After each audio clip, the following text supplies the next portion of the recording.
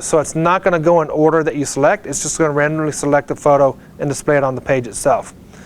On display options, what are the display options on the quick search? Beds and baths. Beds and baths. Do you have to set that anytime you change templates? Yes, you do. Okay. Or if you're going to choose a different search, if you look up on the screen, you don't have to make this change. I'm just going to do it so you can see it. Let's say I want to look at the quick search with the map, or use the quick search with map. I still need to go to the settings. If I go to settings, I still have to select the beds and baths. Now the only difference between a quick search with the map and a quick search with photos, well, there's a couple of changes. A quick search with photos is you have the photos in the background. You can make changes to the photos, have them rotate out. A quick search with the map, the only option you have available is to display the bedrooms and baths. There is no background image or photo that you can rotate out on there. Okay, does everybody understand that? So if it's a quick search with a map, your only option is to display bedrooms and baths. Now, based on the template you choose, also determines how the quick search with the map is displayed. On template 1, it's a horizontal display where you have the quick search and then the map over on the right hand side. On template 2, do you remember seeing template 2? How is that displayed? Okay, it's got the map on the left side and it's actually a vertical. So the map's up on the top and the quick search is underneath. So based upon the template you choose determines how the quick search is going to be displayed on the page itself. Okay, so I just wanted to show the quick search with the map. And later on in class, I'll show you how to adjust the map to where it covers your market area.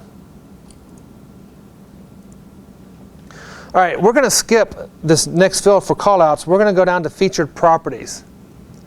Click on the featured properties bullet button. When you click on the featured properties bullet button, a window opens up and it has a link. Go to my featured property settings. I want you to click on that link.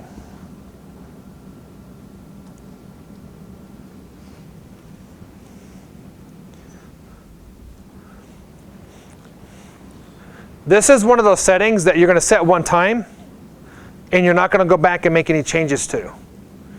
I'm a fan of automation. So anytime I can select something and it automatically update for me, I'm going to do that. In this case, the featured properties. Under the featured properties, you have 3 different sections.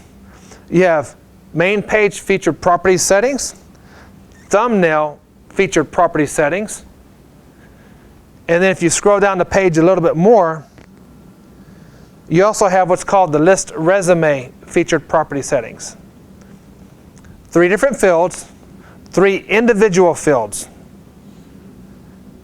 Each one of those can be set differently. Now, I have mine set to the exact same settings. By default, it says my listings. There's a problem there. I don't have any listings. So if I leave it set to display my listings, when the website comes up for featured property settings, what do you think it displays? It actually disappears, and there's a little box that just shows up. So that's an issue. So for the main page, thumbnails, and list resume, what I set each one of those to is my office listings. By setting it to my office listings, the featured property settings is always going to have listings inside there, and they're going to randomly select the images or the listings to display on the featured property settings. The other reason I select my office listings is because, yes, I want to promote myself. However, the website is there to provide as much information to the consumers as possible. So that's another reason why I use my office listings. If I had 10 or 15 listings or 20 listings, yeah, I might use my office listings. I mean my listings, sorry. But I have none. So I set it to my office listings. How many of you have 0 listings? Okay, right now. Anybody have 1 listing? Okay, now here's the issue.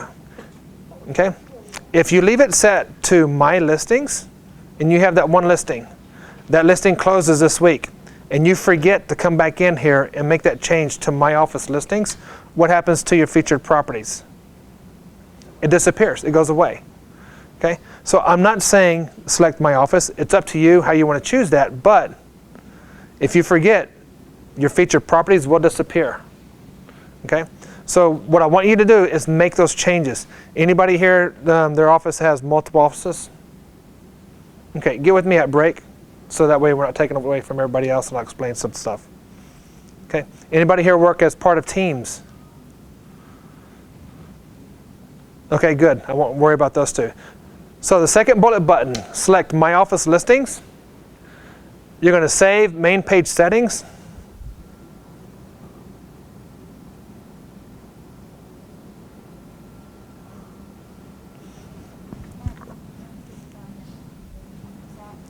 I'm sorry? Mine says thumbnail. Is that right? Yeah, you're on the second one, so that's fine. So select that one.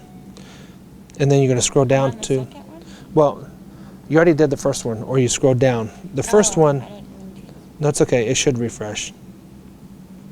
Okay, the first one is actually main page. The second one is thumbnail. And then the third one is list I resume. didn't realize I scrolled down. Okay, so do it on both. Do it on all three. Okay. So if you're going to select My Office Listings, select them on all three, but you have to do each one individually. Save individually. You have to save individually. So if you select My Office Listings, save main page. After it refreshes, come back to thumbnail, save thumbnail, and then do the same thing on list resume.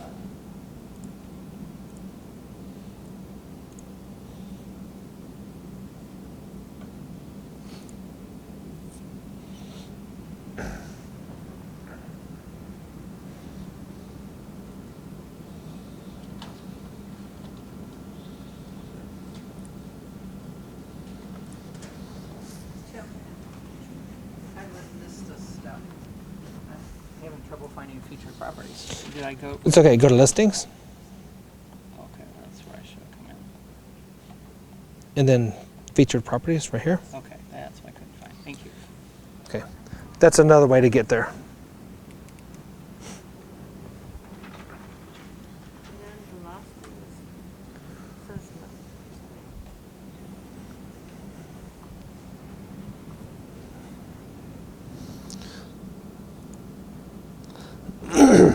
Okay, the last thing at the bottom of the featured properties, it says featured office listings criteria. This only applies if you have My Office selected on the featured properties tab. It has a minimum and maximum price. So basically, on the minimum price field, if you put in 100,000, it will exclude any listings 100,000 and below from the featured properties. Some agents don't want to display lots and lands, rentals, and things like that, so they might put in a criteria of 100,000. Do not put the same number in both fields. The sad part is, an agent did that. And how many properties showed up? 0, because it actually canceled everything out. Okay, so definitely do that. There are some agents that deal strictly in commercial, or they deal with high-end homes. They might put in 300,000 or 500,000 as a minimum and only rotate out those listings that are higher value. Y'all are in College Station, so are y'all in College Station, or some of y'all outside of College Station in the rural areas? Both? Okay. There's an agent that's between Tyler and Dallas, and her settings for her featured properties, she actually has it set at 350,000 and below. She excludes everything out because she deals strictly with farm and ranch. Okay, so that's what she does on her featured properties itself. You can set those settings to however you want. Just do not use the same numbers. Okay. Since you puts it at 350,000 and below? So, and the minimum, she puts 350. So anything below 350 does not show up on the featured properties. All right, now I'm going to show you. Yes, sir. Do you have to fill in a maximum price? Do you put in a minimum price? No, if you leave it set to 0, it'll display everything that the office has above that number. Now I'm going to show you where the 3 are displayed on your website. Okay, I'm using template 2, so the featured property settings or the main page featured property settings is on the home page. Template 2, it's over on the right-hand side of the page itself. The other section is under properties, featured properties. I know mine says city search. We'll get to that a little bit later. But under the featured property settings, it displays them as a thumbnail view on all the listings. And the other one is, my mind's got, it's under, where's it at? I made changes, hold on.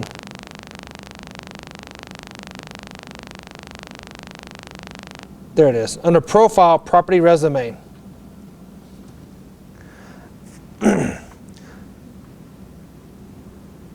Under the featured properties, under the list resume, you have the option to display your listings or my office listings. It doesn't matter what you did on the other 2. The list resume settings, make sure you set that to my office listings. The reason for that is on this page, when the search engines crawl this page, what do you think they're doing? Besides reading the content on this page. Take a guess. They see the link. What do they see? What do they do with links when they see a link? They follow that link. And by following that link, then what happens? They see fresh content. They see fresh content being updated. But here's the other reason. Okay, I have about 30 or so pages that I've created and added to my website.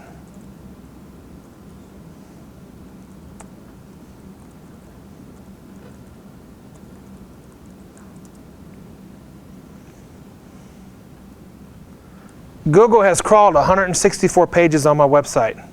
About 130 of those have been the listing pages. And the way that they're getting there is from that list resume page. Okay, so I've only created about 30 pages with content, but Google's crawled 164. And that's under the profile tab where you search property resume? Yes. You set that to office? I set it to office. Okay, and this is where they're all coming from. Google crawls these pages.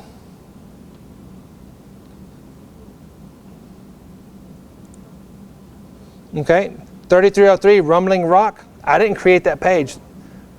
Google actually crawled it from a website, and the only way that they're getting there is from the list resume page. So by setting that under your featured property settings to list resume, my office listings, then what you're doing is you're allowing the search engines to crawl every one of those listings on your page. Okay, does everybody get that? Yeah, that's important. Okay. And the good part is you set it one time and then you're done with it. So is that a reason for making a broad price range because there will be more properties there? Is that more attractive? I leave mine set to 0 because I don't want to exclude anything out. All of them. And the other reason too is before becoming an agent, I would have probably set, $50,000 as a minimum because I wouldn't want to work with renters. What I found. How'd y'all like that word? Found. What I have found out the last 6 months is that a lot of renters don't realize they can afford a home. They're looking at a home for $1,500 to rent when they can buy a home the same size for about $1,200 to $1,300, and they don't realize that. So on my website, I don't care if they're renters, I don't care what it is, it's being displayed on my website because I want the opportunity to convert any of them to a buyer or seller. Same thing with renters. Now, if I can't convert them, then of course I'll refer them to somebody that specializes in renting at that point. But I want to do everything I can to convert anybody that's coming in, so I don't exclude anything on my website.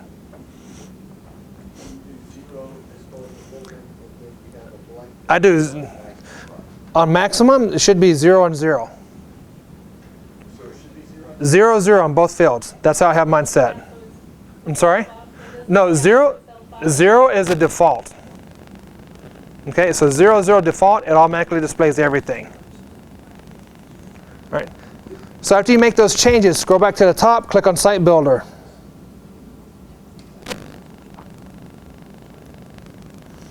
So we're going back to Site Builder.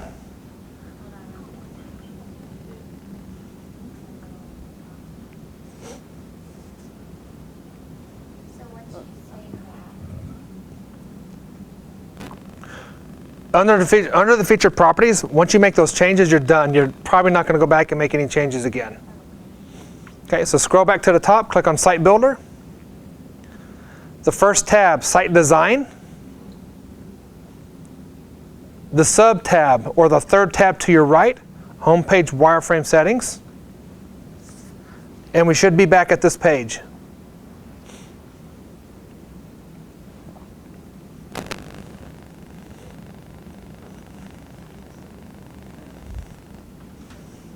So Site Builder, Site Design. I'm sorry, go ahead. Site Design, you're good. You're good. Is everybody there? All right. The second field down, we're going to go over callouts. Go ahead and click on callouts. The second field down, first bullet button in the second field, callouts. Click on callouts. And what is a callout? Okay. It's a picture or an image that links to a form or a page. You cannot edit the image, and you cannot edit where it links to. Some of the pages, you can add content, but you can't modify how the page is actually displayed. Okay? Or you can add content, modify it, whatever, but you can't modify how it's displayed itself.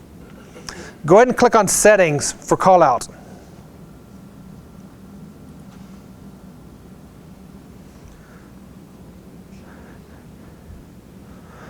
Every template that I've looked at, when you select the callouts, it gives you the option to add 1 up to 3 of the callouts.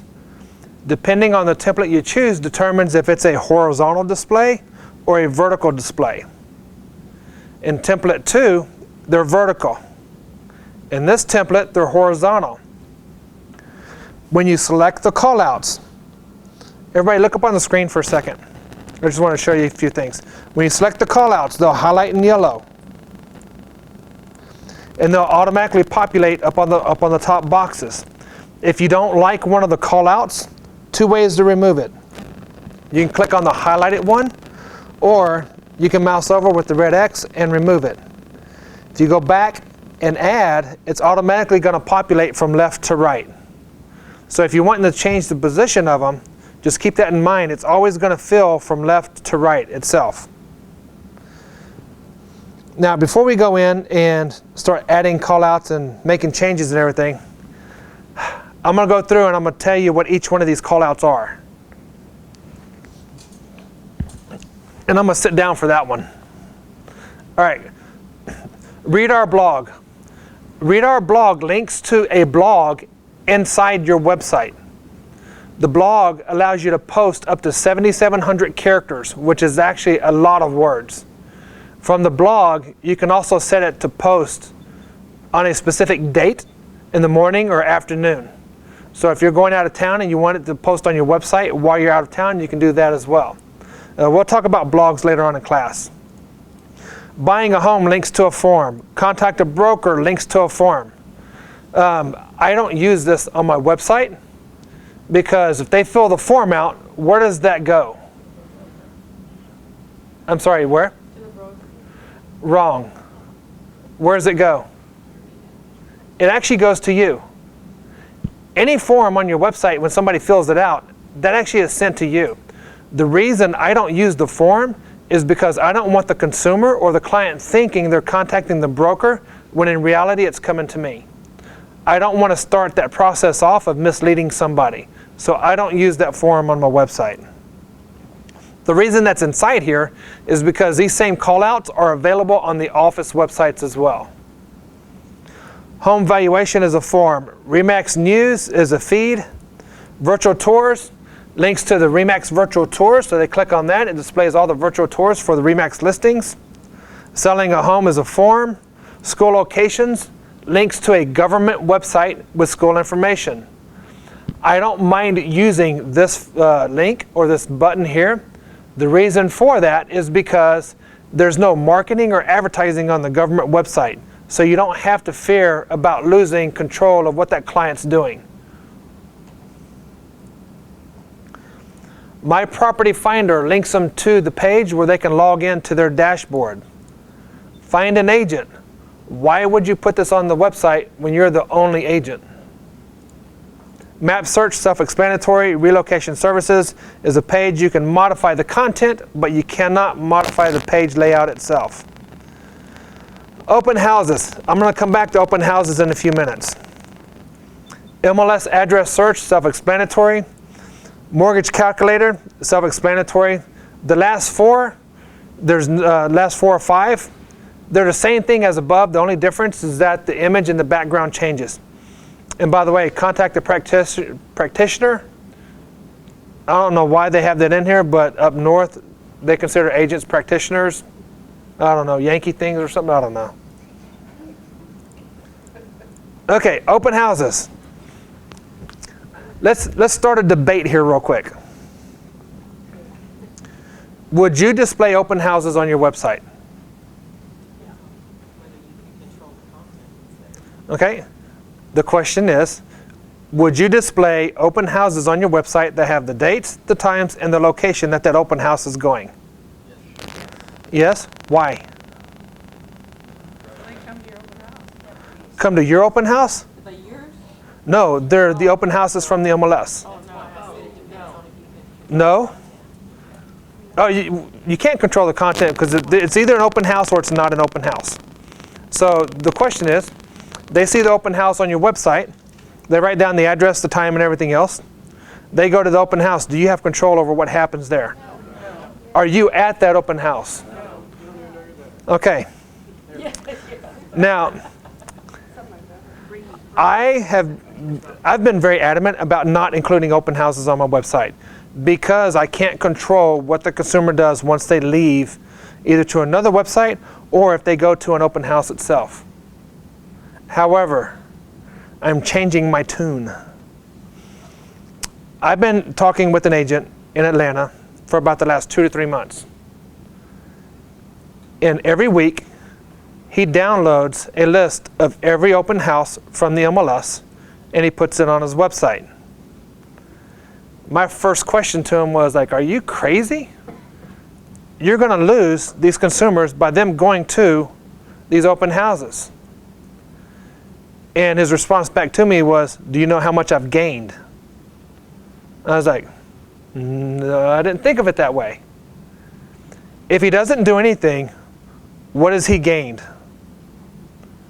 If he doesn't do anything, what has he lost? Nothing.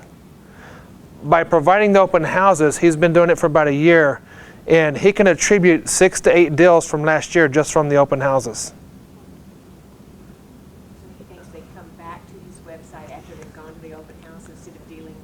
He's getting, the people are coming back because he's providing current content. They're going to go find it somewhere. And his philosophy is, if they're going to find it, why not it be on his website? But if they go into an open house without an agent, the likelihood of them having an agent after that open house is pretty high.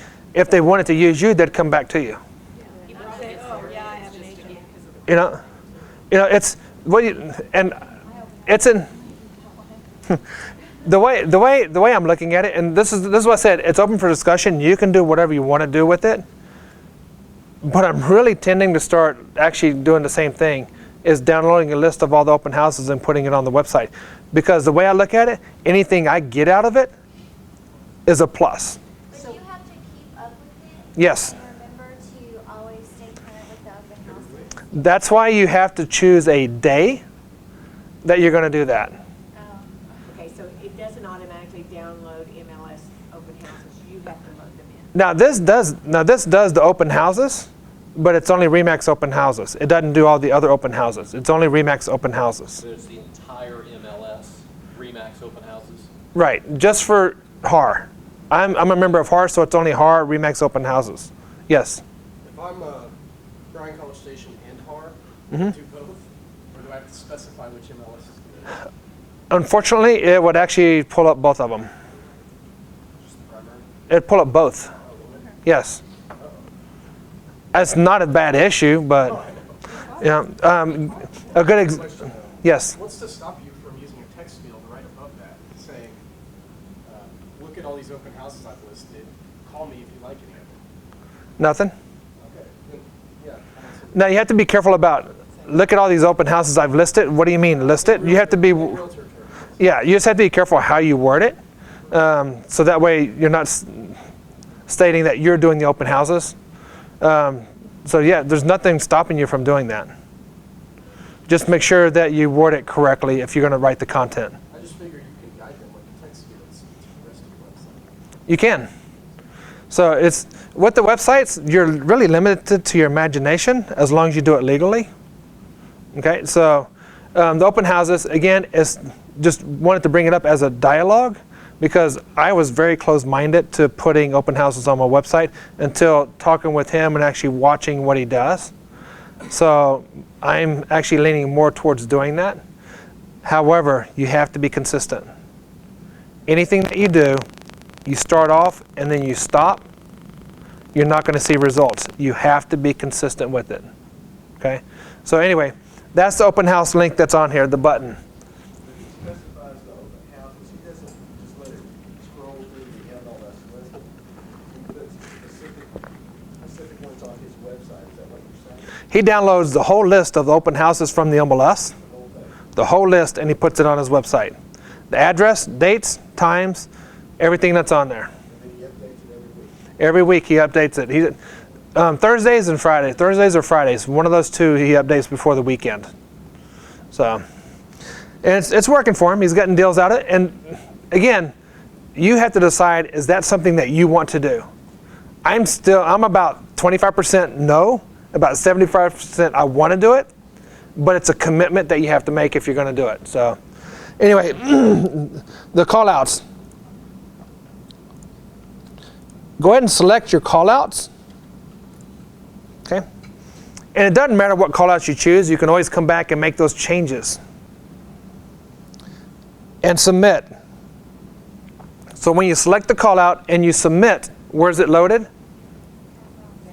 The sandbox. Click on preview from the sandbox.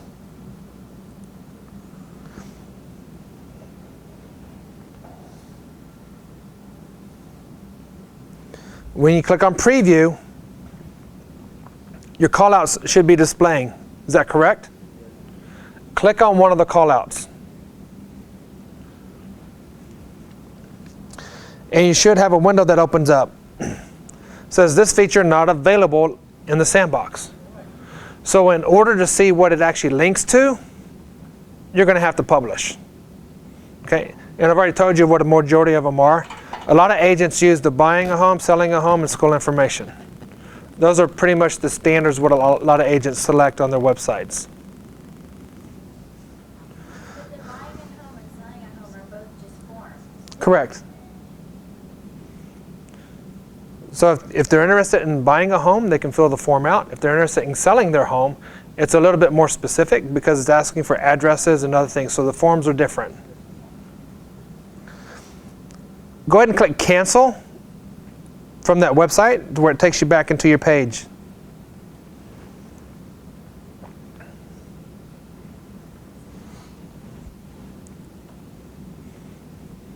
All right, is everybody back to this page?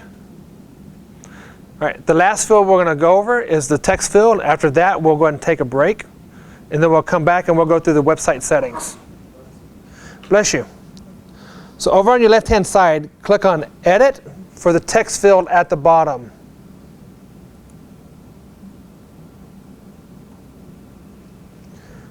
When you click on Edit, you got three windows that open up, or a window that opens up that has three buttons on it. Bless you. I'm actually going to work my way from the bottom to the top on this. The bottom button says Company Content. Don't click on anything, just leave those up, because if you click on it, you have to go back to edit. Company content. There's nothing wrong with the company content other than there's about 50, 60,000 other agents that can use the same content. Thus, you have duplicated content on all these websites. So would I use that? No, I won't. The middle one, choose from my existing content. Well, how are you going to choose from something when you don't have anything in there yet, right? So you're not going to choose from existing content. The one up at the top, create or edit your own content. Go ahead and click on that link or that button. When you click on this button, an HTML editor appears. A lot of agents make this mistake when they go in to edit their content. They forget to put in a title. The title, you're the only one that's going to see the title. Nobody else is going to see this title. Make sure that you're very descriptive in what the title is. And what I mean by that is, where is this content going to be displayed on your web page? What is this content?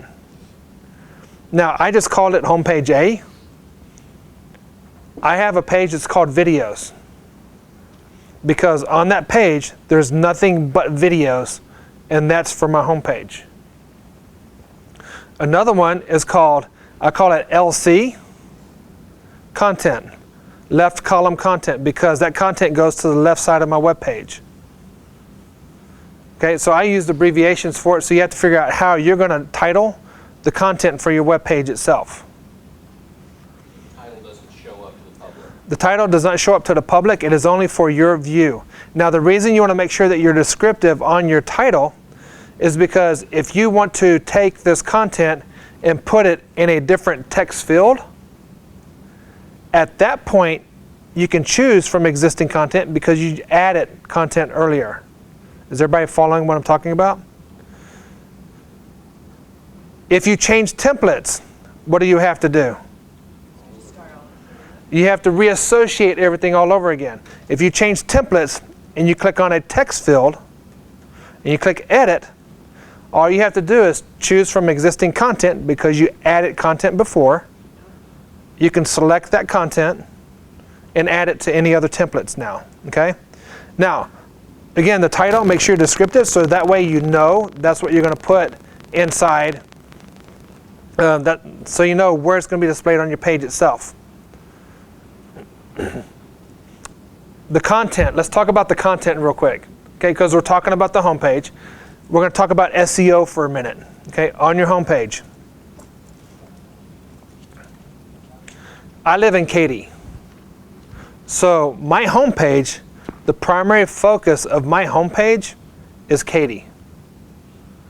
Yes, I know there's Sugar Land, Cy-Fair, or Cypress, Spring, Waller, Tomball, Richmond, Rosenberg, Sealy, Brenham, Belleville, and I can go on to all the different cities out there. But my homepage is the focus of where I live. The first sentence up at the top of every web page, and you're going to hear me repeat this multiple times, every page that you create, the first sentence at the top should always be the phrases that you're targeting for that page itself. If this was a neighborhood page, it would be the neighborhood name that would be the first part of that sentence. Because this is my home page, it's Katy, Texas real estate. Is that what I have up there? Okay. So Katy, Texas real estate.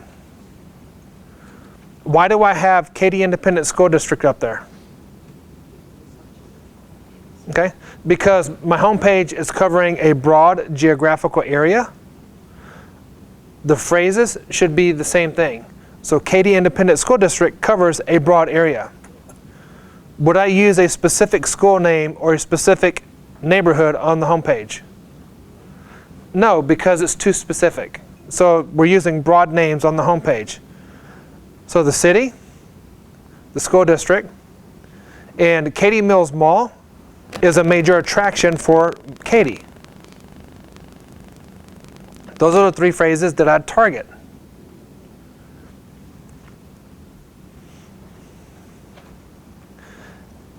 Now, to keep this simple, for every phrase you have in that first sentence, each one of those phrases will be in every paragraph that you write. So I'll give you an example. If you have one paragraph, Katy, Texas Real Estate, Katy Independent School District, Katy Mills Mall, will be in that first paragraph. If I have 5 paragraphs, Katy, Texas Real Estate will be in each paragraph.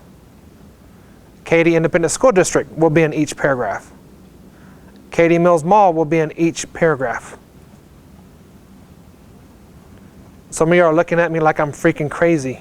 Well, I'm just wondering how it's gonna read, you know, I mean. You write it to where it makes sense. That's the hardest part, because you're repeating these words. And I'm not talking about 2 to 3 sentence paragraphs. They need to be 4 to 5 to 6 paragraphs or more. Because it's your homepage and you're targeting a geographical area, do you think it's easy to get ranked in the search engines?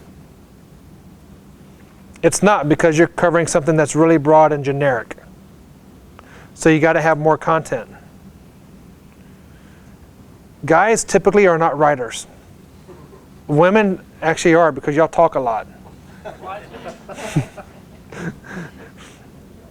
Yeah, happy Valentine's Day to y'all. No, but women actually write more than guys do. Guys typically are not writers. Okay? So for guys, it actually makes it harder to come up with content. I'm going to give you a couple of ideas. If you have a student that's in high school that can write good, okay? Or maybe there's a junior college or a college close by. College students, English majors that can write. Typically, they charge